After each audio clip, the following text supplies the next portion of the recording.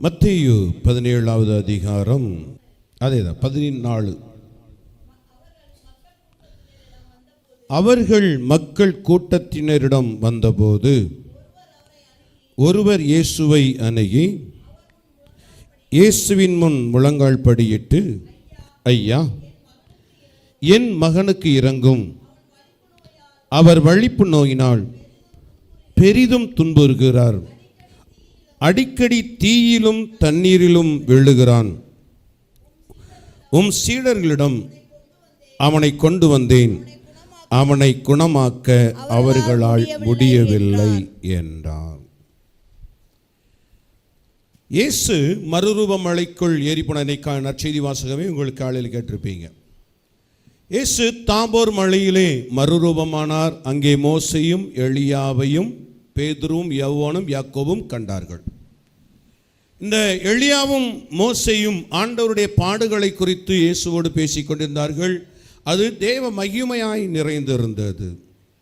அவர்கள் இயேசு கிறிஸ்து எப்படி ஒரு ஒளி பிம்பம் போல வெண்மையாக வெளிப்பட்டாரோ அப்படியே மோசையும் எலியாவும் வெளிப்பட்டார்கள். அதை கண்ட பேதுரு சொன்னார், ஆண்டவரே, உமக்கென்றும் எலியாவுக்கென்றும் மோசைக்கென்று ஒரு கூடாரம் அமைப்போம்.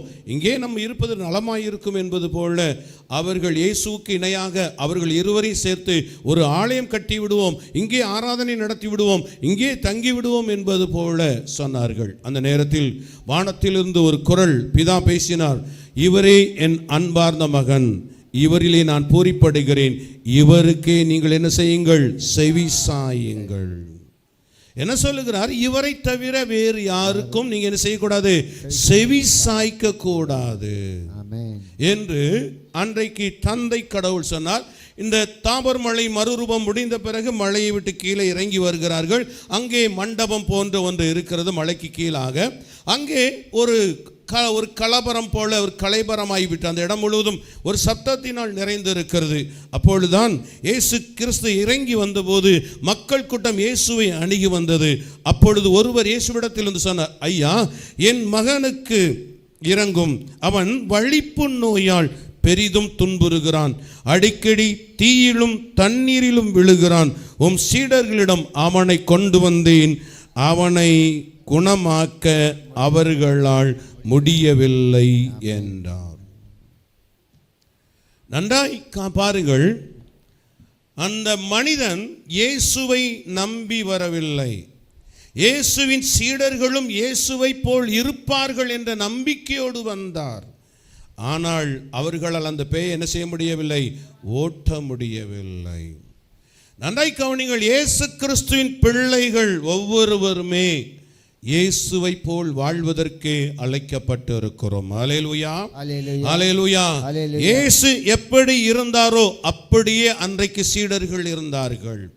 இயேசு பேய்களை ஓட்டினார் என்றால் சீடர்களும் பேய்களை ஓட்டினார்கள். இயேசு நோய்களை நீக்கினார் என்றால் சீடர்களும் நோய்களை நீக்கினார்கள். இப்படி ஆண்டவர் அரும் அடையாளங்கள் தான் செய்வதைப் போலவே தன் சீடர்களுக்கும் பயிற்றுவித்திருந்தார்.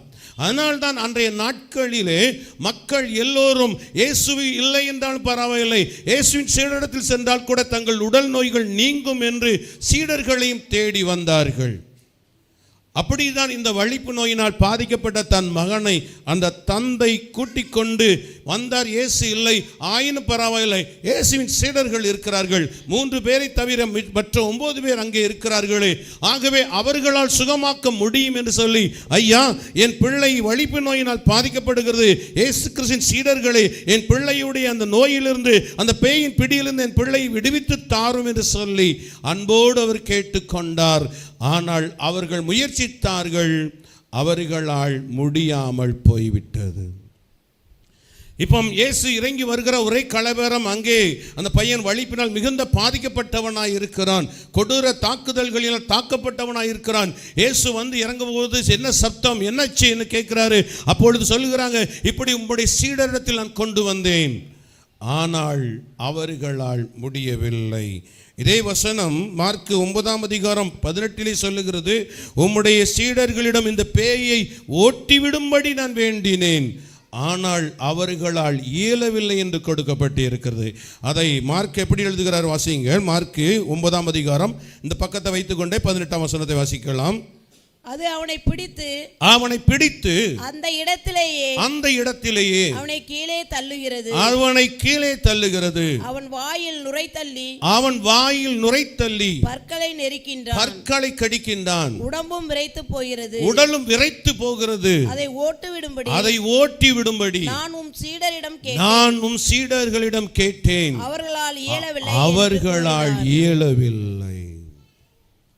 தந்தை என்ன சொல்ல வருகிறார் புரியுதா உங்களுக்கு? அவர் கம்ப்ளைண்ட் போடுறாரா? எப்படி பண்றாரு? கம்ப்ளைண்ட் தான் போடுறாரு. எந்த கம்ப்ளைண்ட் போடுறாரு? உம் சீடர்களை நம்பி நான் கூட்டிட்டு வந்தேன், ஆனால் அவர்களால் என்ன செய்ய முடியல, இயலவில்லை, முடியவில்லை. இப்போ மத்திய 17க்கு வந்துருங்க. முடியவில்லை அப்படின்னு சொல்லுற வார்த்தையை அங்கே பயன்படுத்துகிறார். இயேசுக்கு எப்படி இருந்திருக்கும்? இயேசுக்கு கோபம் வந்து விட்டது. ஆண்டவர் இயேசு என்ன செய்தாரு? கோபம் அடைந்து விட்டார். என்ன சொன்னார்? 17ஆம் வசனத்தை வாசிங்க.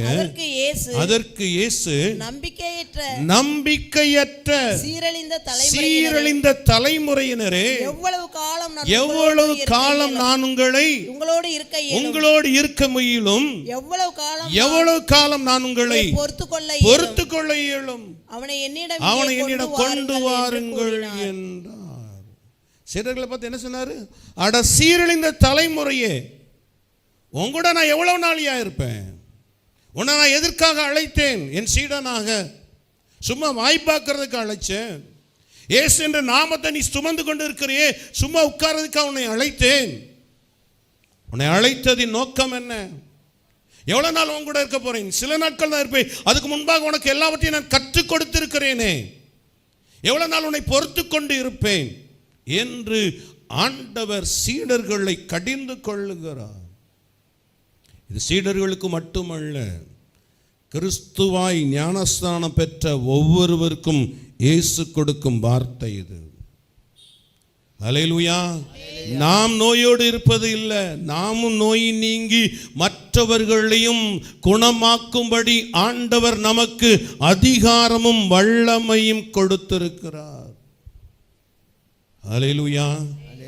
அல்ல கவனிங்க, இயேசு ஏற்கனவே அவர்களுக்கு ஒரு பயிற்சி கொடுத்திருக்கிறார். லூக்கா 9ஆம் அதிகாரம் 1ஆம் வசனத்தை வாசியுங்கள். லூக்கா 9ஆம் அதிகாரம் 1ஆம் வசனத்தை வாசியுங்கள். இயேசு 12 ஒன்றாக வரவழைத்து பேய்களை எல்லாம் அடக்கவும் பிணிகளை போக்கவும் வல்லமையும் அதிகாரமும் அவர்களுக்கு கொடுத்தார். இயேசு பிணிகளை நீக்கவும் பேய்களை ஓட்டவும் அவர்களுக்கு வல்லமையும் அதிகாரம் கொடுத்தார். 12 பேருக்கும். மீண்டும் 10ஆம் அதிகாரத்தில் பார்க்கிறோம், மேலும் 72 பேரை நியமித்து தாம் போகவிருந்த ஊருக்கு இருவராக அனுப்பினார். 8ஆம் வசனத்தில் பேய்களை ஓட்டவும் நோய்களை நீக்கவும் வல்ல செயல் செய்யும்படி அவர்களை அனுப்பினார். 17ஆம் வசனம் சொல்லுகிறது, பைபிள் சொல்லுகிறது, அவர்கள் மகிழ்ச்சியுடன் திரும்பி வந்தார்கள். லூக்கா 10:17 சொல்லுகிறது, அவர்கள் மகிழ்ச்சியுடன் திரும்பி வந்து, இயேசுவே உமது பெயரை சொன்னோம், பேய்கள் கூட எங்களுக்கு அடிபணிகின்றன என்று சொன்னார்கள். அவர்கள் ஏற்கனவே பேய் ஓட்டினவர்கள். அவங்க சொல்றாங்க, ஆண்டவரே உமது பெயரை சொன்னோம், பேய்கள் கூட எங்களுக்கு அடிபணிகின்றன. உடனே சொன்னார், ஆம் நான் பார்த்தேன், உங்களை இருவராய் 36 டீமை அனுப்பி எந்தெந்த கிராமத்துக்குள்ள நீங்கள் சென்றீர்களோ அப்பொழுது என் ஆவியில் நான் அதை பார்த்தேன். நீங்கள் போன ஊர்களில் எல்லாம் வானத்திலிருந்து சாத்தான் மின்னலை போல எரிந்து விழுவதை நான் கண்டேன் என்று இயேசு சொன்னார். அல்லேலூயா. சாத்தான் மின்னலை போல விழுந்தான், நான் பார்த்தேன் என்று சொன்னார். நல்ல கவனிங்க, நாம் ஏற்கனவே பார்த்திருப்போம். மத்தேயு எபேசியர் 6:12 வான்வெளியில் இருக்கிற பொல்லாத ஆவிகளோடு உங்களுக்கு என்ன உண்டு? போராட்டம் உண்டு என்று பைபிள் சொல்லுகிறது. வான்வெளியில் இருக்கும் பொல்லாத ஆவிகள். அநேக இடங்கள் ஜெபம் இல்லாத இடங்களெல்லாம் இந்த வான்வெளியில் பொல்லாத ஆவிகள் சுழன்று கொண்டிருக்கும். அந்த ஆவி எந்த வீட்டின் மீது நிற்கிறதோ அந்த வீடு மிகவும் துன்பத்திற்கும் நோய்களுக்கும் பாடுகளுக்கும் சாபத்திற்கும் உள்ளாய் நிற்கும். அப்படிப்பட்ட கிராமங்களுக்குள் தான் இயேசு சீடர்களை அனுப்பினார். ஹல்லேலூயா, ஹல்லேலூயா. அப்போ ஆண்டவர் சீடர்களை எங்க அனுப்பினார்னா, எங்கே சாத்தானின் அதிகாரம் இருந்ததோ அந்த கிராமங்களுக்கு இயேசு அனுப்பினார். தம் சீடர்களுக்கு ஒரு பயிற்சி கொடுக்கிறாரு. நீங்க போங்க, 72 பேர் 2 பேரா 36 டீம் அனுப்பி கிராமங்கள் தோறும் அனுப்பிவிட்டு விட்டார்.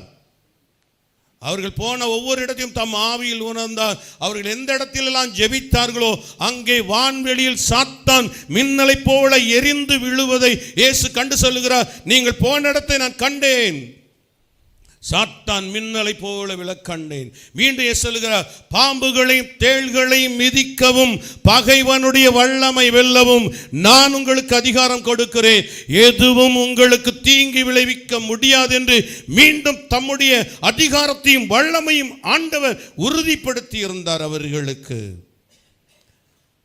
இந்த வசனம் அவர்களுக்கு மட்டுமல்ல நமக்கும் சேர்த்தேதான் இந்த வார்த்தையானது. வேத வசனம் ஒன்றும் சீடர்களுக்கு என்று கொடுக்கப்பட்டது மட்டுமல்ல, அப்போஸ்தலர்களுக்கு கொடுக்கப்பட்டது மட்டுமல்ல, கிறிஸ்துவாய் பிறந்த கிறிஸ்துவின் ஞானஸ்தானத்தை பெற்ற ஒவ்வொரு பிள்ளைகளுக்கும் உள்ள அதிகாரம் இது. ஹல்லேலூயா, ஹல்லேலூயா, ஹல்லேலூயா. இப்படி ஆண்டவர் சொன்ன எது உங்களை தீங்கு விளைவிக்காது என்று சொல்லி அவர்களுக்கு அதிகாரமும் வல்லமை கொடுத்தார். அப்படிப்பட்ட அந்த சீடர்களிடத்தில் தான் இந்த மனிதன் தன்னுடைய மகனை கூட்டிக் கொண்டு வந்து சொல்லுகிறான், ஐயா, இயேசு இல்லைனாலும் பரவாயில்லை, உங்களால் முடியும், நான் கேள்விப்பட்டிருக்கிறேன். நீங்கள் போன கிராமங்கள் எல்லாம் பேய்கள் அலறிக்கொண்டு ஓடினதை நான் கேள்விப்பட்டு இருக்கிறேன். நீங்க எங்கெல்லாம் சென்றீர்களோ அங்கே நோய்கள் நீங்கினதை நான் கேள்விப்பட்டிருக்கிறேன். இப்போது என் மகனுடைய பேயை விரட்டி என் மகனுக்கு ஒரு விடுதலை தாரும் என்று சொல்லி அவர் கெஞ்சி கேட்டுக்கொண்டார். ஆனால் சீடர்களால் அது முடியாமல் போயிற்று. அப்போதான் இயேசு சொன்னார், சீரழிந்த தலைமுறையே, நான் எவ்வளவு காலம் உன்னோடு இருக்க போகிறேன்? என்னுடைய காலம் வரப்போகிறது, நான் போயிருவேன். ஆனால் எனக்கு பின் என்னுடைய பணியை செய்வதற்கு என் நாமத்தை கொண்டிருக்கிற உங்களையே நான் வைத்திருக்கிறேன். ஹல்லேலூயா, ஹல்லேலூயா. ஆண்டவர் நம்மை அழைத்த அழைப்பை நாம் புரிந்து கொள்ள வேண்டும். நாம் சொல்லுவோம், உலகில் இருக்கும் அவனிலும் என்னில் இருக்கிறவர் பெரியவர் என்று சொல்லுகிற நாம் இன்றைக்கு நாமே நோய்வாய்ப்பட்டு இருப்போமானால் பிறரை எங்கே சென்று குணமாக்க போகிறோம்? இயேசுவின் சீடன் ஒவ்வொன்றை பார்த்தே சொல்லுகிறார், சீரழிந்த தலைமுறையே, உனக்கு நான் கொடுத்திருக்கிற அதிகாரத்தை வல்லமை நீ புரிந்து கொள்ள மாட்டாயா என்று ஆண்டவர் இன்றைக்கு நம்மை பார்த்து இங்கே ஒரு அழைப்பை கொடுக்கிறார். ஹல்லேலூயா, ஹல்லேலூயா, ஹல்லேலூயா. நன்றாய் கவனியுங்கள், இயேசு அவர்களை கடிந்து கொள்வதற்கு இன்னொரு காரணமும் இருந்தது. இப்போது மார்க்கு 9ஆம் அதிகாரத்துக்கு வாருங்கள். மார்க்கு 9ஆம் அதிகாரம் 22, 23 வசனங்களை வாசிக்கலாம். மார்க்கு 9, 22, 23 வசனங்களை மைக்கிள் வாசியுங்களா. இவனை ஒழித்துவிட தீயிலும் தண்ணீரிலும் பலமுறை அந்த ஆவி அவனை தள்ளுகிறது. நல்ல கவனிங்க, உம்மால் ஏதாவது செய்ய இயலுமானால் எங்கள் மீது பரிவு கொண்டு எங்களுக்கு உதவும் என்று கேட்டார். இயேசு சொன்னார், என்ன கேட்ட? இயலுமானாலா? நம்புகிறவனுக்கு எல்லாம் இயலும் என்று இயேசு சொன்னார். சீடர்கள் செய்த ஒரு தவறினால் என்ன நடந்துவிட்டது என்றால், அந்த தந்தை தான் எந்த நம்பிக்கையோடு இயேசுவின் சீடர்களையும் நம்பி வந்தார்களோ அந்த நம்பிக்கை அந்த தந்தைக்கு நாய்ச்சி தகர்ந்து போய் விட்டது. அவருடைய நம்பிக்கை முடிஞ்சிச்சு. நம்பிக்கையோடு தான் வந்தார், நம்பிக்கை இருக்குது. ஆனால் அந்த நம்பிக்கையில் அவருக்கு ஒரு தடுமாற்றம் ஏற்பட்டு விட்டது. இயேசுவை பார்த்து சொல்லுகிறார், உமக்கு இயலுமானால் எங்கள் மீது பரிவு கொண்டு எங்களுக்கு இறங்கும் ஐயா. இயேசு கேட்டார், என்னக்க சொன்னாய்? ஏழுமானாளா? ஏழுமானால் என்று சொல்லுகிறாயே, நம்புகிறவனுக்கு எல்லாம் ஏழும் என்றார். உடனே அந்த தந்தை ஒரு அழகான ஜெபம் பண்ணினார். ஐயா, நான் நம்புகிறேன், நம்பிதான் வந்தேன். ஆனால் இப்போது எனக்குள் என்ன இருக்கிறது? ஒரு நம்பிக்கையின்மை இருக்கிறது. அது நீங்க எனக்கு உதவும். சில நேரங்களில் நமக்கு எல்லாம் தெரியும், இயேசுவை தவிர எனக்கு யாரும் உதவி செய்ய முடியாது என்று தெரியும். என் பிரச்சனை தீர்க்க இயேசுவால் மட்டும்தான் முடியும் என்று தெரியும். என்னுடைய விடுதலையை இயேசுவால் மட்டும்தான் தர முடியும். என் குழப்ப நிலை இயேசுவால் மட்டும்தான் மாற்ற முடியும் என்று நினைக்கிறோம், ஆண்டவரிடத்தில் ஜெபிக்கிறோம். ஆயினும் சில நேரங்களில் நமக்குள் என்ன வருது? ஒரு நம்பிக்கை குறைவு வரதான் செய்கிறது. நமக்குள்ள, உங்களுக்கு, எனக்கு இல்லை. அல்லேலூயா. வருதுன்னு வருது. ஆனால் ஒரு நிச்சயம் தெரியும். என்ன தெரியும்? இயேசுவை தவிர வேறு யாரும் எனக்கு என்ன செய்ய முடியாது? உதவி செய்யவே முடியாதுன்னு தெரியும். அப்படி தெரிந்திருந்தும் நாம் ஜெபிக்கிறோம், இயேசுவிடத்தில் தான் ஜெபிக்கிறோம் என்றாலும் சில நேரங்களில் பிரச்சனைகளும் பாடுகளும் நெருக்கங்களும் நம்மை தாக்கும் போது நம்முடைய நம்பிக்கை ஒருவேளை கிடைக்குமா கிடைக்காதா, வருமா வராதா, ஜெபம் கேட்கப்படுமா கேட்கப்படாதா என்று சில மன சஞ்சலங்கள் மனித உள்ளங்களை என்ன செய்கிறது? வாட்டத்தான் செய்கிறது. நானும் அதை கடந்து தான் வந்திருக்கிறேன். இந்த தந்தை அழகாய் ஒரு சொன்னார். என்ன சொன்னாரு? நான் நம்புகிறேன், ஆனால் என் நம்பிக்கையின்மை எனக்கு இப்போ இருக்குது. நான் நம்பி தான் வந்தேன் ஆண்டவரே. இந்த இடத்துக்கு வரும்போது என் மகனை சுகமாக்கிட்டு தான் வருவேன்னு வந்தேன். ஆனால் இப்போ எப்படி இருக்குது? எனக்குள் ஒரு நம்பிக்கையின்மை இருக்கிறது. ஆனால் சரியான ஒரு காரியம் என்ன பண்ணார்னா, தன்னுடைய பிரச்சனையை தீர்க்கக்கூடிய ஒரே ஒருவர் இயேசு ஒருவர் தான் என்ற நிச்சயம் இருந்தது. ஆகவே அவர் சொல்லுகிறார், இயேசுவே உம்மால் தான் என் பிரச்சனையை தீர்க்க முடியும்னு எனக்கு தெரியும். ஆனால் அந்த நம்பிக்கையில் ஒரு சிறு தடுமாற்றம் என்ன செய்கிறது?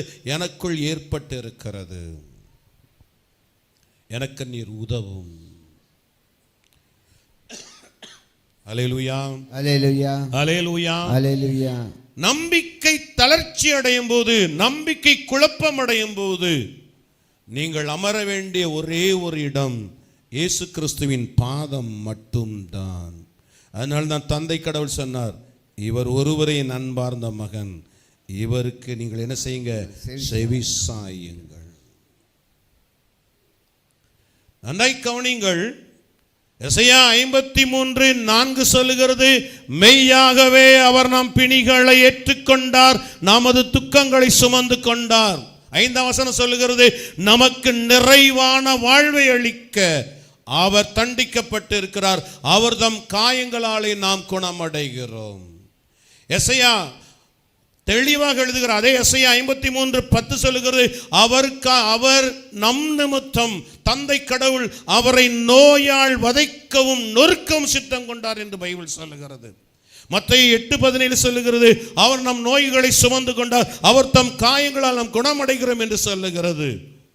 1 பேதுரு 2:24 சொல்லுகிறது, பேதுரு எழுதுகிறார், அவர் தம் காயங்களால் நீங்கள் சுகமடைந்து விட்டீர்கள் என்று சொல்லுகிறார். 2000 ஆண்டுகளுக்கு முன் இயேசு நம்முடைய நோய்களை சுமந்ததினாலே நாம் நோயோடு இருப்பது இயேசுவுக்கு விருப்பம் கிடையாது.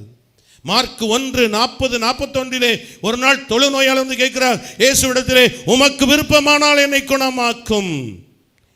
இயேசு சொன்னார், அதென்ன கேள்வி? நான் விரும்புவதே நீ சுகமாய் இருக்க வேண்டும் என்று விரும்புகிறேன் என்று இயேசு தொட்டார். குஷ்டரோகி சுகமாகி போனார்.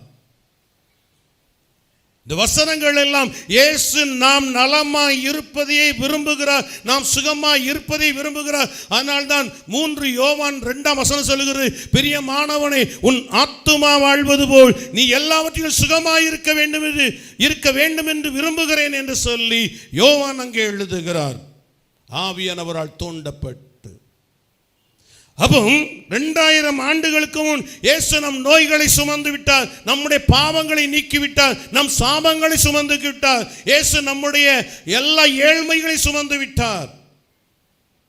நமக்கு நிறைவாழ்வு அளிக்க அன்றைக்கே அவர் தண்டிக்கப்பட்டு விட்டார். நாம் எதையும் சுமக்க வேண்டிய தேவையே இல்லை. மாறாக இயேசுவின் சீடர்களாய் அடுத்தவருடைய பிணிகளை நீக்கவும், அடுத்தவருடைய துக்கங்களை மாற்றும், அடுத்தவருடைய வேதனை மாற்றும் ஒரு சீடர்களாய் தான் ஆண்டவர் நம்மை இங்கே வைத்திருக்கிறார். ஆனால் நாமோ என்ன செய்கிறோம்? நம்ம நிலைமையே நினைச்சு புலம்பிக் கொண்டு தவழ்ந்து கொண்டு போராடி கொண்டு இருக்கிறோம். நன்றாய் கவனியுங்கள். 2000 ஆண்டுகளுக்கு முன் சிலுவையில் எல்லாம் முடிந்தது என்று சொன்ன இயேசு அன்றைக்கு எல்லாவற்றையும் முடித்து விட்டார். பாவமோ, சாபமோ, சாத்தானோ, நோயோ, ஏழ்மையோ, வறுமையோ, துக்கமோ நம்மை ஆள முடியாதபடி இயேசு இவைகளெல்லாம் சுமந்து விட்டார். அப்படி இருக்க நாம் இவைகளில் எதையும் வாழ்க்கையில் கொண்டிருக்க வேண்டியதே இல்லை. அதனால்தான் இயேசு இந்த உலகில் வந்தபோது தன்னிடத்தில் வந்த எல்லா நோயாளிகளை சுகமாக்கினார், எல்லாருக்கும் விடுதலை கொடுத்தார். அதை தம்முடைய சீடர்களுக்கும் கற்றுக் கொடுத்தார். எனக்கு பின்பாக நான் போன பின்பு நீங்கள் இதை செய்ய வேண்டும் என்று இயேசு கற்றுக் கொடுத்திருந்தார். இன்றைக்கு நமக்கும் கற்றுக் கொடுத்திருக்கிறார். அதனால்தான் இயேசுவுக்கு வருத்தம், கோபம். சீரழிந்த தலைமுறையை நான் எவ்வளவு நாள் உன்னை பொறுத்துக்கிட்டு இருப்பேன்? வார்த்தையை கேட்கிறோம், ஆனால் அநேக நேரங்களில் விசுவாசத்தில் என்ன செய்கிறோம்? தடுமாற்றம் அடைகிறோம். எபிரேயர் 11:6 சொல்லுகிறது, நம்பிக்கையினால் அன்றி எவரும் கடவுளுக்கு உகந்தவராய் இருக்க இயலாது. கடவுளை அணுகி செல்கிறவர் அவர் இருக்கிறார் என்பதையும், அவரிடத்தில் செல்கிறவருக்கு அவர் தக்க கைமாறு செய்கிற ஆண்டவர் என்று நம்ப வேண்டும் என்று பைபிள் சொல்லுகிறது. அல்லேலூயா, அல்லேலூயா, அல்லேலூயா. நல்ல கவனிங்க. நம்முடைய அவிசுவாச நம்பிக்கை குறைவு நம்மை சுற்றி இருக்கிறவர்களையும் பாதித்துவிடும். சீடர்கள் செய்த ஒரு தவறு என்ன ஆயிற்று? அந்த தந்தை நம்பிக்கையோடு மகனை கூட்டி வந்த தந்தை கூட இயேசுவை பார்த்து சொல்லுகிறார், உமக்கு முடியுமானால், உமக்கு இயலுமானால் நீர் இதை செய்யும் என்று கேட்கிறார். இயேசு என்ன சொன்னாய்? நீ என்ன சொல்லுகிறாய்? ஏழுமானாளா? யாரை பார்த்து சொல்லுகிறாய்? என்னை பார்த்தா ஏழுமானால் என்று சொல்லுகிறாய். நம்புகிறவனுக்கு எல்லாம் ஏழும், எல்லாம் முடியும் என்று சொன்னார். ஆயினும் தன்னுடைய குறையை ஒப்புக்கொள்ளுகிறார். ஐயா, நான் நம்புகிறேன், உண்மையாகவே நம்பிதான் வந்தேன், ஆனால் என் நம்பிக்கையின்மை நீங்க எனக்கு உதவும்.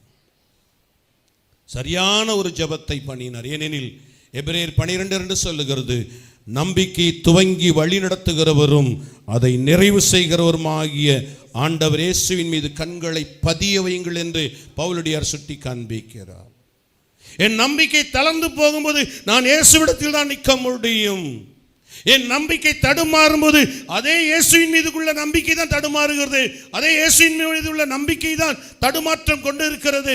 எனினும் அந்த இயேசுவிடத்தில் சென்று, இயேசுவே உம்மைதான் நம்புகிறேன், ஆயினும் என்னுடைய இருதயத்தில் ஒரு பயம், ஒரு கவலை, ஒரு சந்தேகம் என்னை தடுமாற பண்ணுகிறது, எனக்கு நீர் உதவிடும் என்று சொல்லும்போது இயேசு உங்களுக்கு உதவி செய்கிறவராகவே இருக்கிறார். ஹல்லேலூயா, ஹல்லேலூயா. ஆண்டவர் முன் விழுந்துருங்க. முடியல ஆண்டவரே, என் நம்பிக்கை நீர்தான், அது எனக்கு தெரியும் ஆண்டவரே, உம்மை தவிர எனக்கு யாரும் உதவி செய்ய முடியாது, எனக்கு தெரியும் இயேசுவே. எனக்காய் 2000 ஆண்டுக்கு முன் எல்லாவற்றையும் முடிச்சிட்டீர்கள், எனக்கு தெரியும். நீர் செய்ய வேண்டிய வேறு எதுவுமே இல்லை, எல்லாமே எனக்கென்று வைக்கப்பட்டாயிற்று. அப்படி இருக்க என் உள்ளத்தில் ஒரு சந்தேகம் வந்து விட்டது, எனக்குள் ஒரு அவநம்பிக்கை வந்து விட்டது, எனக்குள் ஒரு தளர்ச்சி வந்து விட்டது. ஆண்டவரே எனக்கு உதவும் என்று சொல்லி அந்த தந்தை அழகான ஒரு ஜெபத்தை சொன்னார். இயேசு அவருக்கு உதவி செய்கிறார். தம் கரத்தை நீட்டியிருப்பார். இயேசு, தந்தையே, நம்பி வந்த ஒரு மகன் இன்னைக்கு நம்பிக்கை தடுமாற்றத்தோடு இருக்கிறான், இவனுக்கு நீர் இறங்கும் என்று சொல்லி இயேசு அவர் தலை மீது கைகளை வைத்தார். அந்த நேரம் அவருக்குள் விசுவாசம் வந்தது. உடனடியாக அந்த தீயாவி பிடிச்ச அந்த பிள்ளையை பார்த்து சொன்னார், செவிடும் ஊமையுமான ஆவியே இவனை விட்டு வெளியே போ என்று சொன்னார். அந்த ஆவி அந்த பையனை விட்டு வெளியேறி சென்றது. மீண்டும் வராதே என்று சொல்லி இயேசு அந்த ஆவியை அப்புறப்படுத்தி விட்டார். ஹல்லேலூயா, ஹல்லேலூயா, ஹல்லேலூயா. இப்ப மத்தேயு 17ஆம் அதிகாரம் 20வது வசனத்துக்கு வரலாம். 19ஆம் வசனத்தை வாசிக்கலாம். மத்தேயு 17:19. பின்பு சீடர்கள் தனிமையாக இயேசுவை அணுகி வந்து அதை ஏன் எங்களால் ஓட்ட இயலவில்லை, அந்த பேயை ஏன் எங்களால் ஓட்ட இயலவில்லை என்று கேட்டார்கள். இயேசு அவர்களை பார்த்து, உங்கள் நம்பிக்கை குறைவுதான் காரணம்.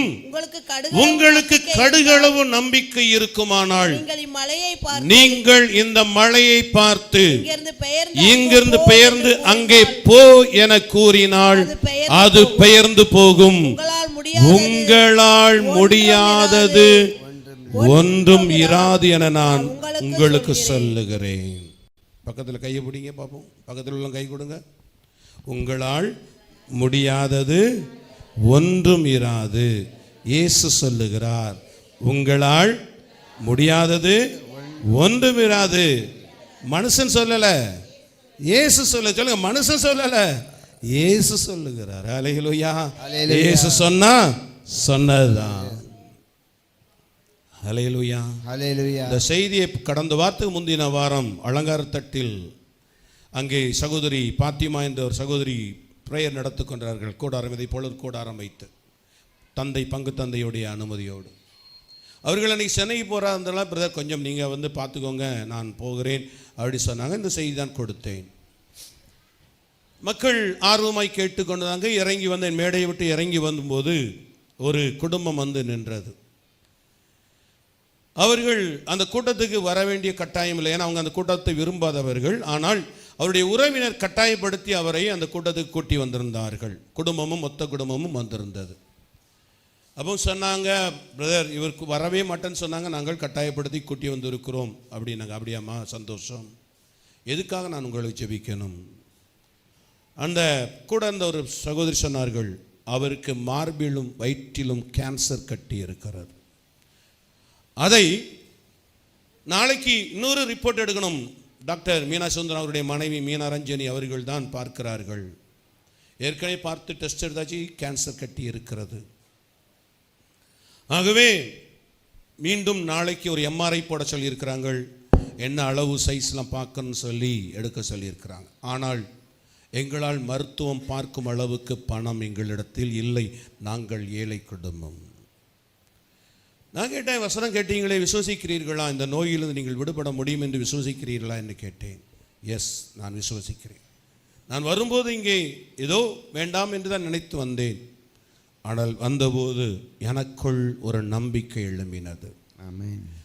கையை வைங்க அப்படின்னு மார்பிள் ப்ரெஸ் பண்ணி சொன்னேன், இயேசுவின் நாமத்தினாலே, இயேசுவின் தழும்புகளினாலும் இந்த கட்டி இந்த உடலை விட்டு வெளியே போ அப்படின்னு சொல்லி மீண்டும் வயிற்றில் கையை வச்சு சொன்னேன். அப்படி சாய்ந்து கீழே விழுந்தார்கள்.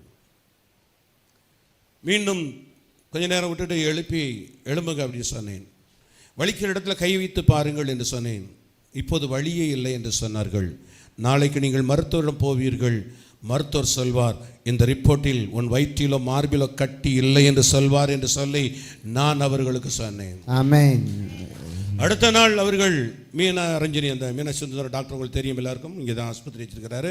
அவருடைய மனைவி இடத்துல போனாங்க. அவங்க எம்ஆர்ஐ ஸ்கேன் எழுதி கொடுத்துருந்தாங்க.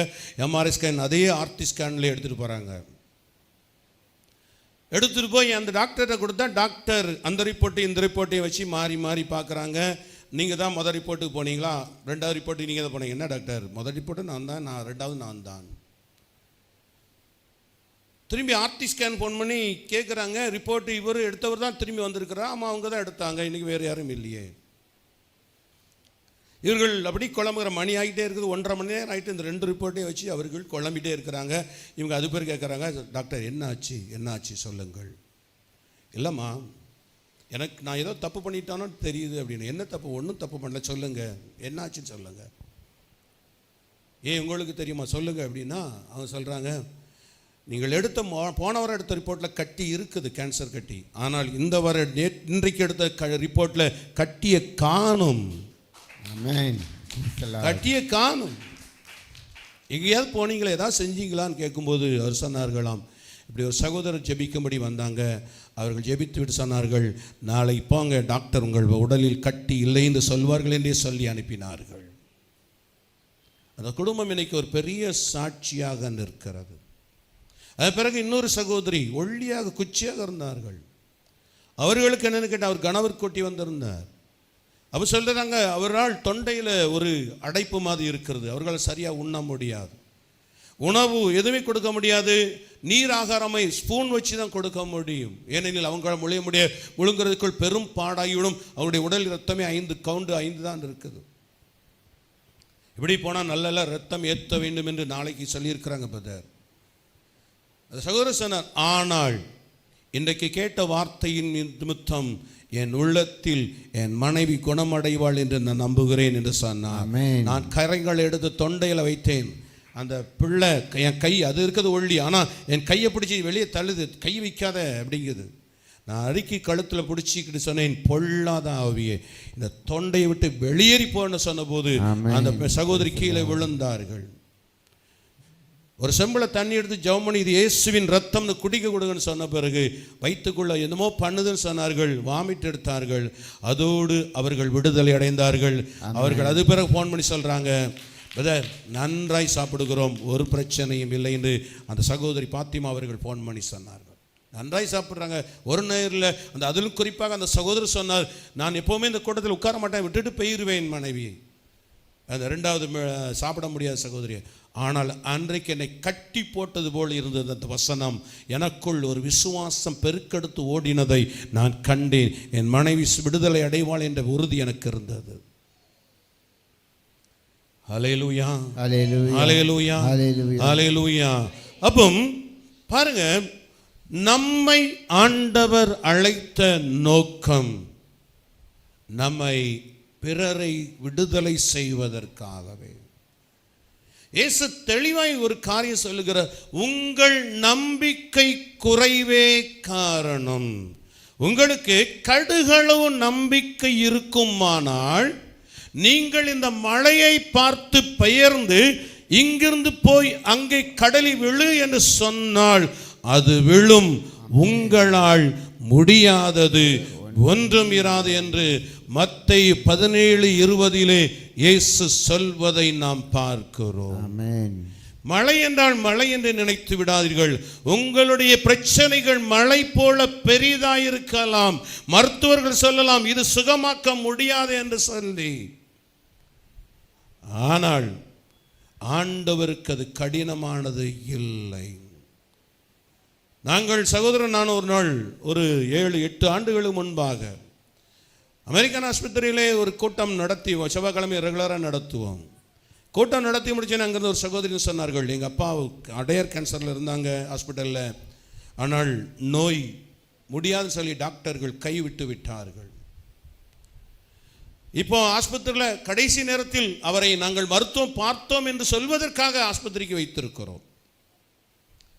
நீங்கள் வந்து ஜெபிக்க முடியுமா? இங்கே ஒரு சகோதரி, அவர்கள் பிராமின் தான், அவங்க சொன்னாங்க உங்களை ஜெபிக்க வர சொல்லி. ஆமாம், என்கிட்ட ஃபோன் பண்ணி சொன்னாங்க, நான் வருகிறோம் என்று. நானும் சகோதரர் தான் போனோம். அவர் எப்படி இருந்தார்னா ஒரு டெட் பாடி போல் இருந்தார். பார்வை இல்லை, கண் இரத்தவம் இல்லாதனால பார்வை இல்லை, கை கால்கள் செயலற்று இருந்தது, கால் இடுப்புக்கு இல்லை செயல் இல்லை. பார்க்கிறேன், எனக்கு என்ன செய்யணும்னு தெரியாது. ஏன்னா அவர் நிலையை பார்த்த உடனே கொஞ்சம் எனக்கே மனம் குழப்பம். ஆனால் ஆண்டவர் சொன்னார், நீ ஜெபிச்சுட்டு உன்பாட்டுக்கு போ.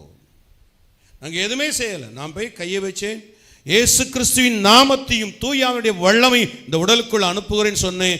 அப்படியே அவர் கட்டில் நெளிய ஆரம்பித்தார். கொஞ்ச நேரம் நெளிந்தார், அப்படி தூங்கி விட்டார். நானும் சகோதரரும் விட்டு கிளம்பி போய்கிட்டோம். அடுத்த வாரம் செவ்வாய்க்கிழமை மீட்டிங் போகிறோம்.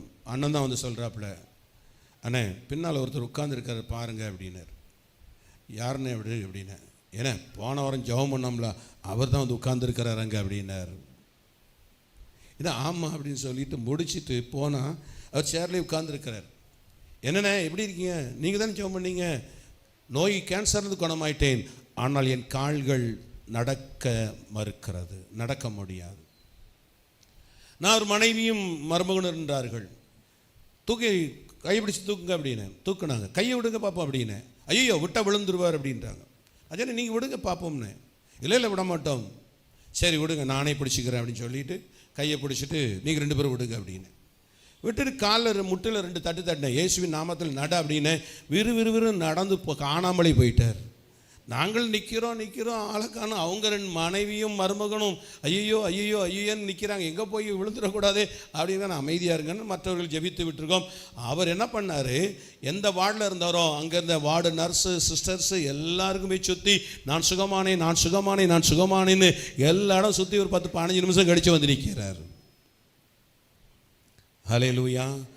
நாளைக்கு நீங்கள் என்ன செய்வீங்க, வேஷ்டி அடி தூக்கி மடித்து கட்டிட்டு வீட்டை பார்த்து போக போகிறீங்க அப்படின்னு. அடுத்த நாள் சொன்னார், பிரதர் நான் நாட்டோட காலை வைக்கும்போது உண்மையாகவே அந்த வேஷ்டியை தூக்கிக்கிட்டு தான் ஏற முடியும். அப்படி தூக்கி கட்டும்போது தான் நீங்கள் சொன்ன அந்த வார்த்தையை நான் நினைவு கூர்ந்தேன். அன்றைக்கு என்னை ஆண்டவர் நடத்தினார். ஹல்லேலூயா ஹல்லேலூயா ஹல்லேலூயா ஹல்லேலூயா. அப்போ நல்ல கவனிங்க, நம்மை ஆண்டவர் அழைத்திருக்கிறார். ஏசு சொல்லுகிறார், கடுகளவு நம்பிக்கை இருக்குமானால் நீங்க என்ன செய்யலாமா, ஒரு மழையே பேர்த்து அனுப்பிவிட முடியும். கடுகளவு அப்படிங்கும்போது நாம் என்ன சொல்லுகிறாருன்னா, உங்களுக்கு ஒரு மழையை பெயர்ப்பதற்கு விசுவாசமானது கடுகளவு இருந்தால் போதும். ஆனால் அந்த கடுகளவு விசுவாசத்தில் என்ன வரக்கூடாதாம், சந்தேகம் வரக்கூடாது, அதிலே ஒரு தடுமாற்றம் வரக்கூடாது. வசனம் சொல்லுது கடுகளவுன்னு, நம்ம சொன்ன நடக்குமா நடக்காதான்னு சந்தேகமே என்ன செஞ்சிடக்கூடாது, வரக்கூடாது. அதுக்கு தான் இறை வார்த்தைகளை அதிகமாக வாசிக்கணும். இறை வார்த்தையை வாசிக்கிட்டு நீங்கள் என்ன நாள் துணிச்சலை பண்ணும் அதிகாரம் உங்களுக்குள்ளே விசுவாசம் பெருக்கெடுத்து ஓட ஆரம்பிச்சிடும். உங்களுக்கு ஜீவ நதியாய் பாயும். ஆண்டவர் செய்த அற்புதங்களை அப்படி உட்கார்ந்து வாசித்து பாருங்க, உங்களுக்குள்ள அது ஜீவ நதி போல நிற்கும். எங்கேயாவது போய் யாரையாவது சுகமாக்கணுங்கிற ஒரு ஆர்வம் உங்களுக்குள் வந்துடும். நீங்களே தேட போனா பக்கத்து வீட்டில் ஒரு அக்கான்னு சொல்லணும், அக்கா தலைவலியாக இருக்குது, நீங்கள் ஜெபிக்கிறவங்க அந்த வேதக்காரங்க தானே, கொஞ்சம் கையை வச்சு ஜெபம் பண்ணுங்கன்னு சொல்லுவாங்க. ஹல்லேலூயா ஹல்லேலூயா. எங்கள் வீட்டில் கீழே ஹிந்துக்கள் தான், இன்னைக்கு வரை அவங்க ஜெபிக்கிறதுக்கு மேலே வருவாங்க. பிள்ளைக்காக கல்யாணத்துக்கு ஜெபம் பண்ணிக்குவாங்க, பையனுக்காக ஜெபம் பண்ணிக்குவாங்க. ஹிந்துக்கள் வாடகைக்கு இருக்கிறாங்க. ஆனால் அவங்க நாங்கள் ஜெபம் பண்ணுறதை பார்த்து அவங்க சொல்ல எங்களுக்காக ஜெபித்து கொள்ளுங்கள். நல்ல கவனிங்க, நம்மை உலகம் உற்று பார்க்கிறது, இவர்கள் அற்புதமான பிறவிகள், இவர்கள் சுகமாக்குவதற்காக உண்டாக்கப்பட்ட பிறவிகள், இவர்கள் கிறிஸ்துவின் பிள்ளைகள், விடுதலை கொடுக்கிற பிள்ளைகள் என்று நம்மை நோக்கி பார்த்து கொண்டிருக்கிறது. சொல்லுகிறார், கடுகளவு நம்பிக்கை போதும். கடுகளவு நம்பிக்கை இருக்குமானால் எவ்வளோ பெரிய பிரச்சனை மழை போல நின்னாலும் நீங்க சொல்லலாம், சீ போ இயேசுவின் நாமத்தில். அப்படி சொல்லும்போது அவைகள் உங்களை விட்டு விலகி போய்விடும். இயேசு உங்களை ஜெபிக்க சொல்லல. என்ன சொல்றாரு பாருங்கள், மழை போல நிற்குது, பயப்படாம என்ன செய்யுங்க, போ அப்படி சொல்லுங்க. அது உங்களை விட்டு விலகி போய்விடும். உங்களால் முடியாதது ஒன்றும் இராது. ஆமென். நன்றாய் தெரிந்து கொள்ளுங்க. ஆண்டவர்கிட்ட போய் ஸ்தோத்திரம், ஆண்டவரே என் பிரச்சனை, ஆண்டவரே என் பிரச்சனை, ஆண்டவரே என் கடன் பாரம், ஆண்டவரே அளவே வேண்டியதில்லை. இயேசுவின் நாமத்தில் இந்த நோயை வெளியே போ, இயேசுவின் நாமத்தில் இந்த கடன் பாரமே வெளியே போ, இயேசுவின் நாமத்தில் என் துக்கமே வெளியே போ, இயேசுவின் நாமத்தில் என் பாவமே வெளியே போ. இயேசு பாவத்தை சிலுவையில் முறித்து விட்டார். பாவம் என் மேல் ஆட்சி செலுத்த முடியாது. நீங்கள் அதிகாரத்தோடு சொல்லி பழக வேண்டும். இயேசு நமக்கு வல்லமையும் அதிகாரம் கொடுத்திருக்கிறார். நாம் அவரை கொண்டிருக்கிற பிள்ளைகள். அதனால இயேசு தெளிவாய் சொன்னார், கடுகளவு போதும் அற்புதத்திற்கு. அந்த கடுகளவு விசுவாசம் எவ்வளவு பெரிய மழையும் தகர்த்து விடும் என்று இயேசு தெளிவாய் நம்மை பார்த்து சொல்லுகிறார்.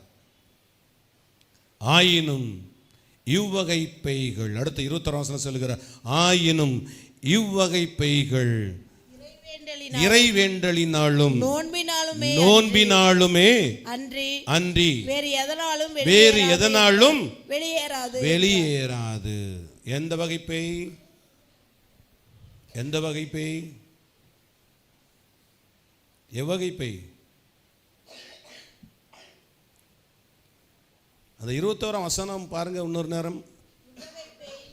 இவ்வகை பேய் வாசிக்க வேண்டாம். மற்ற வசனத்துக்கு அந்த வசனத்துக்கு ஒரு வித்தியாசம் இருக்குது பாருங்க. ஏதாவது தெரியுதா? பிராக்கெட் போட்டிருக்குதா வசனம்? எதுக்கு பிராக்கெட் போட்டிருக்குது? இந்த வசனம் மேலுள்ள 20ஆம் வசனத்துக்குரிய அர்த்தம்னு போட்டிருக்கு. ஏன் பிராக்கெட் போட்டிருக்குன்னா, நீங்கள் இவ்வகை பேய்ன்னு சொல்லுறது வலிப்பு நோயினால் பேயா இல்லை. உங்களுக்குள் ஒரு சந்தேகத்தை கொண்டு வந்ததே ஒரு பேய். உங்களுக்குள் அவநம்பிக்கை கொண்டு வந்ததே ஒரு பேய். உங்களுக்குள் ஒரு நம்பிக்கை குறைவை கொண்டு வரதே ஒரு பேய். நீ செய்யாத, நீலாம் நடக்காத, நீ ஜெபிச்சாலும் நடக்காதுன்னு ஒரு குரல் கேட்குதில்ல உங்களுக்குள்ள. உங்கள் இதயத்துக்குள்ள ஒன்று சொல்லுதில்ல, நீ ஜெபிச்சா கேட்க மாட்டார், ஏற்கனவே ஜெபிச்சா ஒன்றும் நடக்கலை போமா அப்படின்னு சொல்லி ஒரு குரல் கேட்குது உங்களுக்குள்ள. அந்த பேயை விரட்டுவதற்கு ஏன் சொல்லுகிறார்? உபவாசமும் ஜெபமும் தேவை. பேயை விரட்டுவதற்கு ஜெபம் தேவையில்லை, விசுவாசம் தான் தேவை. ஏசு என்ன சொன்னார்? ஏன் ஓட்ட முடியலன்னு போது ஏசு சொல்லுகிறார், உங்கள் நம்பிக்கை குறைவு காரணம்.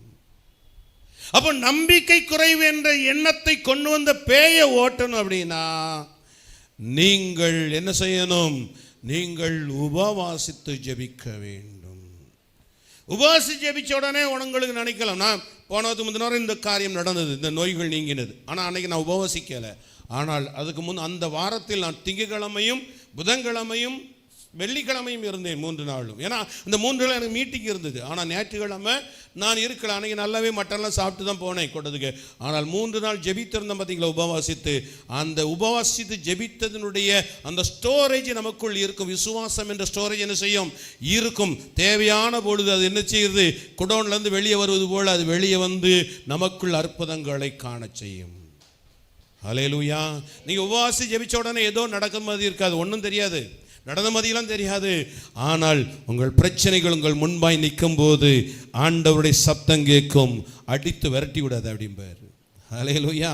பிரச்சனைகள், பாடுகள், நெருக்கங்கள், நோய் எது வந்தாலும் சரி, ஒரு தட்டு இயேசு நாமத்தில் போ அப்படின்னு சொல்லி பாருங்க, அது உங்களை விட்டு போகும்.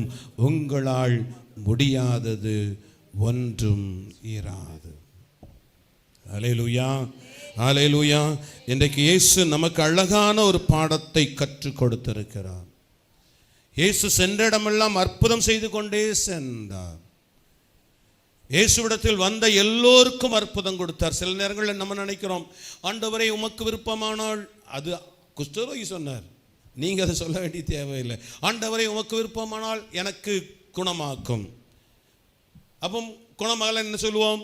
சரி, அவருக்கு விருப்பம் இல்லை. அப்படியா? இல்லை. எசையா 53:4 சொல்லுகிறது, மெய்யாகவே மெய்யாகவே அவர் நம் பிணிகளை தாங்கிக் கொண்டார், ஏற்றுக்கொண்டார். அவர் உங்களுக்கு நோயை கொடுத்தார், அவரையே ஏற்றுக்கொள்ள. சில ஆண்டவர் சித்தம் அந்த நோயை கொடுத்துட்டார். ஆண்டவர் எங்கம்மா நோயை கொடுத்தார்? ஆண்டவர் நீங்கள் ஆத்தும நலத்தோடு வாழ வேண்டும் என்று சொல்லுகிறார். உடல் நலத்தோடு ஆத்தும நலத்தோடு இருக்க வேண்டும் என்று விரும்புகிறார். இயேசு இந்த உலகத்தில் வந்தோடனே சீடர்கள் சொன்ன பாடம் என்னது? பேய்களை ஓட்டவும் நோய்களை நீக்கவும் அதிகாரம் வல்லமையும் கொடுத்தார். இயேசுவின் சித்தம்னா, எப்பா நீ போ, சித்தம் என் சித்தம் உள்ள இடத்துலலாம் நோயை வரட்டாதுன்னு சொன்னார். நிறைய நேரங்கள் நாம் தப்பு பண்ணுறோம். ஆண்டவருடைய மாட்சிக்காக இந்த நோய் அப்படிம்பாங்க. உங்கள் நோயினால் அவர் எதுக்கு மாட்சி போட போகிறார்? அவருக்கு என்ன மாட்சி? 2000 ஆண்டு முன் அவர் உங்கள் நோய்களை சுமந்து கொண்டார். ஒரே ஒரு காரியம் கேட்குறேன், நிறைய பேர் சொல்லியிருக்க, நான் கேட்டிருக்கிறேன், ஆண்டவருடைய மகிமை வெளிப்படும்படி. அது என்ன சொல்றாரு? லாசர் மரித்தது என்னுடைய மாட்சி, அதாவது உயிர்த்தெழுதலை காணப்போகிறார், அதுக்கு தான், அதுதான் மாட்சி. இவன் குருடனாய் பிறந்து என்னுடைய மாட்சி, அது சுகமாக்குதலை சொல்லுகிற. இயேசு வந்து விடுதலை கொடுக்க தான் சொன்னாரே ஒழிய அவன் பிறந்தது கடவுளுக்கு மாட்சி கிடையாது. நிறைய பேர் நினைக்கிறான் கடவுளுக்கு மாட்சி. ஆண்டவர் இந்த நோயை கொடுத்துட்டா பிற சுமப்போம் அப்படி சொல்றீங்க. இதே வார்த்தையை பாவத்தை சுமந்தாருன்னு பைபிள் சொல்லுகிறது. பாவம் நான் செய்வது ஆண்டவருடைய சித்தம் பிரதர் அப்படின்னு சொல்வீங்களா? ஆண்டவரே நான் குடித்து கொண்டு இருப்பது ஆண்டவர் சித்தம் அப்படின்னு சொல்வீங்களா? நான் வேசித்தனம் பண்ணி கொண்டிருப்பது ஆண்டவர் சித்தம் அப்படி சொல்வீங்களா?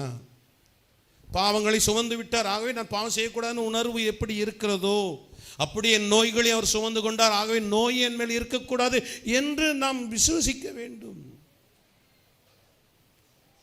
இப்போ சாபங்கள் ஒன்று இருக்குன்னு யாராவது சொன்னாங்க, ஆண்டவரே உங்கள் சித்தத்தைப்படி சாபம் எனக்கு இருக்கட்டும் சொல்வீங்களா? சொல்ல மாட்டீங்க தானே? ஐயன்னு சாபம் இருக்க பயந்துருவீங்க தானே? அதே போல தான் நோயை மட்டும் ஏன் விட்டு கொடுக்குறீங்க? நோய் உங்கள் உடலில் இருக்கவே கூடாது. அல்லேலூயா. வறுமை உங்கள் குடும்பத்தில் இருக்கவே கூடாது. அல்லேலூயா. 2 கொரிந்தியர் 8:9 சொல்லுகிறது, அவர் செல்வராயிருந்தும் நமக்காக ஏழையானார். அவருடைய ஏழ்மையினாலே நாம் செல்வராகும்படி அவர் ஏழையா பிறந்தார். மரித்த போதும் ஏழையாகவே கல்லறையில் வைத்தார். அவருக்கு என்று சொந்தமாக எதுவும் இல்லை. நரிகளுக்கு பதுங்கு குழிகள் உண்டு, மானிட மகனுக்கோ தலை சாய்க்க இடமில்லை. அவர் நமக்காக எல்லா ஏழ்மையும் சுமந்தார். ஆனால் அவர் செல்வராயிருந்தார். ஏனில் அண்ட சராசரங்களும் அனைத்தும் அவருடையது. ஆனால் அவரோ நம்முடைய ஏழ்மையை நீக்கும்படி, நம்முடைய வறுமையை நீக்கும்படி இந்த உலகில் வந்தபோது ஏழ்மையிலும் வறுமையிலும் இருந்தார். ஏனில் நம்முடைய வறுமையை நீக்க நம்முடைய நோய்களை சுமந்தார் என்று எஸ்ஐயா 53:4 சொல்லுகிறது. நம்முடைய பாவங்களை நீக்க அவர் பலியாக மாற்றப்பட்டார் என்று 1 பேதுரு 2:24 சொல்லுகிறது. நமக்காய் ஒரு சாபமாகி நம்மை சட்டத்தின் சாபத்தில் விடுவித்தார் என்று கலாத்தியர் 3:13 சொல்லுகிறது. 2 கொரிந்தியர் 8:9 அவர் நம்முடைய எல்லா ஏழ்மைகளையும் மாற்றிவிட்டார் என்று சொல்லுகிறது. இதெல்லாம் இயேசு சுமந்து கொண்டார் பைபிள் சொல்லும்போது, இதை நாம் எப்படி நம்முடைய வீட்டிற்குள், நம் வாழ்க்கைக்குள், நம் குடும்பத்திற்குள் அனுமதிப்பது? ஆகவே சொல்லுகிறார், கடுகள விசுவாசம் அந்த போதும் அடித்து தூக்கி எரிங்க அப்படின்றார். அல்லேலூயா. என்னைக்கு ஜபத்துக்கு வந்தான பிரதர் முட்டு வலிக்கலன்னு சொல்லக்கூடாது. நீங்கள் முட்டில் ஒரு அடித்து இயேசுவின் நாமத்தில் ஓடிப்போ. என் கால் மேலே அவனுக்கு என்ன இல்லை, அதிகாரம் இல்லை. நோய் இருக்குத வைத்த வலிக்க என்ன வலிச்சாலும் சரி, ஒரு தட்டு இயேசுவின் நாமத்தை போ, அவ்வளோதான் போயிடும். முட்டில் வலிக்க இயேசுவின் நாமத்தை போ, என் மேலே உனக்கு என்ன அதிகாரம், போ. அல்லேலூயா. இந்த வசனத்தை ஒரு நாள் ஒரு அம்மா வாசிச்சு, நீங்கள் இந்த மழையை பார்த்து பெயர்ந்து அங்கே போனார். அந்த நம்ம வீட்டு பக்கத்தில் ஒரு மழை இருந்துச்சு, கதவு திறந்து மழையை போ இயேசுவின் நாமத்தில் சொல்லிட்டு கதவு மூடிடுச்சு. அடுத்த நாள் கதவு திறந்தா மழை அங்கேயே தான் இருந்துச்சு. அதான் நான் பார்த்தேன், எங்கே போகும் சும்மா அப்படின்ச்சு.